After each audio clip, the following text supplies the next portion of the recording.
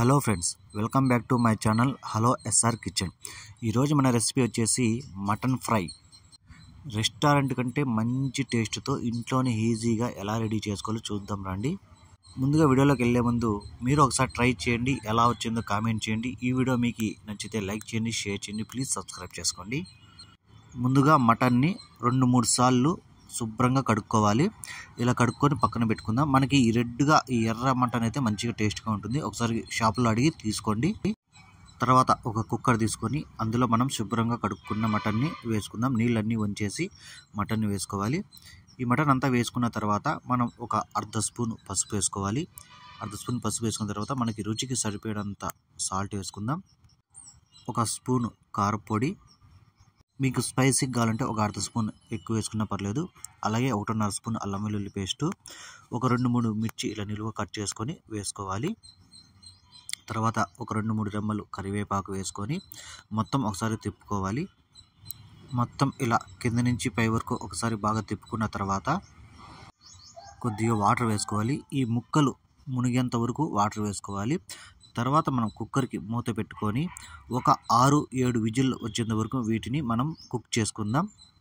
మనకైతే ఒక 6-7 విజిల్ వచ్చేసాయి. ఒకసారి ముక్క చూసి ఉడికిందో లేదో చూసుకుందాం. ఉడకకపోతే ఇంకొక విజిల్ పెట్టుకొని, లేకపోతే సరిపోతుంది. ఇది పక్కన పెట్టుకుందాం. తర్వాత స్టవ్ ఆన్ చేసి ఒక పాన్ పెట్టుకొని అందులో ఒక 2-3 స్పూన్ల ఆయిల్ వేసుకుని, ఈ ఆయిల్ మనకు కొంచెం వేడి అయిన తర్వాత ఒక 2-3 ఉల్లిపాయల్ని ఇలా నిలువుగా కట్ చేసుకొని వీటిని బాగా ఫ్రై చేసుకోవాలి. ఇలా ఫ్రై చేసిన తర్వాత ఒక 2 రెమ్మలు కరివేపాకు అందులో వేసుకోవాలి.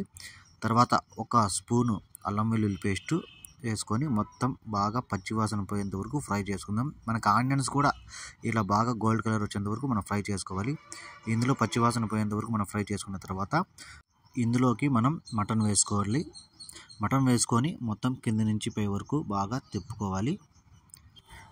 ఇలా కింద నుంచి పై వరకు తిప్పుకుంటూ ఈ మటన్ని బాగా ఫ్రై చేసుకోవాలి. ఇది కొంచెం ఫ్రై అయిన తర్వాత కారం చూసుకొని వేసుకోండి. ముందు మనం కారపొడి వేసాం కాబట్టి ఎక్కువ కారం ఉంటే సరిపోతుంది, లేకుంటే కొంచెం వేసుకోండి.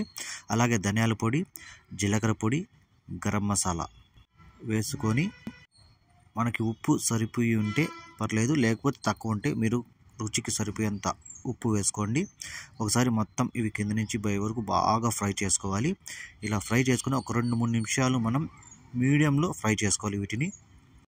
ఈ ఆయిల్ మనకు బాగా పైకి తేలేంత వరకు మనం ఫ్రై చేసుకోవాలి. ఇక మనకైతే ఈ మటన్ ఫ్రై రెడీ అయిపోయింది. పైన కొద్దిగా కొత్తిమీర చల్లుకొని మనం సర్వ్ చేసుకోవడమే. ఇక స్టవ్ ఆఫ్ చేసి పక్కన పెట్టుకుందాం. ఇంకా ప్లేట్ తీసుకొని మనం ప్లేట్లో వీటిని సర్వ్ చేసుకుందాం. చూసారా, చూస్తూనే నోరు ఊరుతుంది. మీరు ఒకసారి ఇలా ట్రై చేయండి, ఎలా వచ్చిందో కామెంట్ చేయండి. ఈ రెసిపీ కానీ మీకు నచ్చితే లైక్ చేయండి, షేర్ చేయండి, ప్లీజ్ సబ్స్క్రైబ్ చేసుకోండి. Thank you all.